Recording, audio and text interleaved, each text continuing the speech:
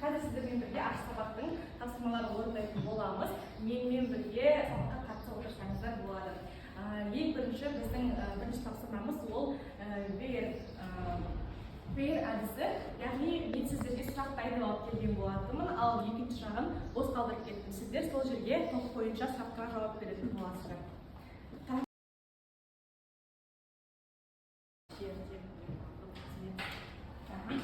Жұмаділов ай жерде білім алып қызмет істеді.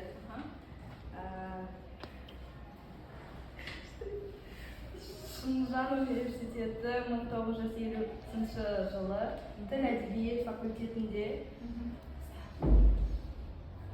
оқи бастайды. Қазақ мемлекеттік университеті КазУ қызмет Қазақстан жазушылар одағында, газет журналдарда жазушылар қызметін атқарды. Тағдыр романы неге тағдыр деп аталған? Жазушының бұл романында қазақ халқы басынан кешірген ауыр бір кезең екі империяның алаштың арта қонысы болған сайын даланы екі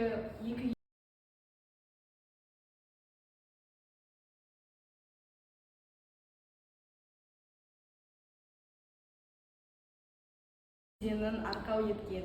Хорошо, отырамыз. Келесі топ, кім оқиды? Шағымен жауабын оқымаймыз. Орман тұрғызды.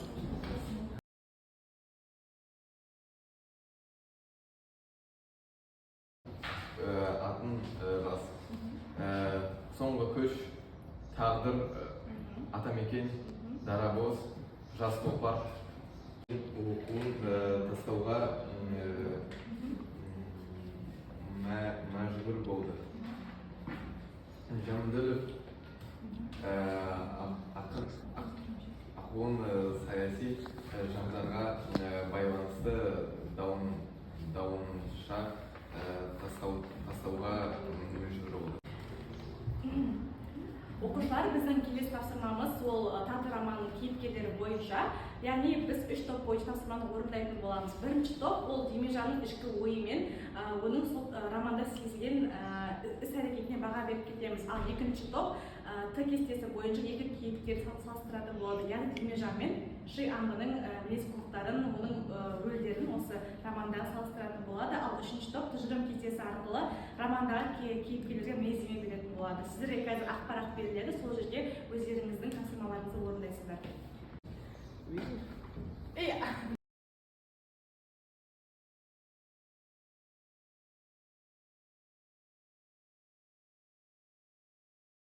Әділетсіз білеуші ол билігін күшейтіп, халықты қорқытып, әділетсіз шешімдер қабылдайды.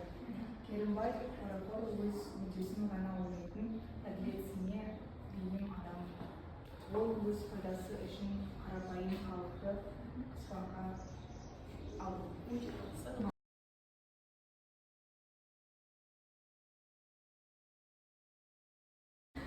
Оқушылар, біздің келесі тапсырмамыз ол платформасы арқылы орындайтын боламыз. Яғни мына жерде кейіпкерлердің аттары берілген және олардың мінездеме берілген. Сіздер оларға тән мінез-құлықты сәйкестендіретін боласыздар.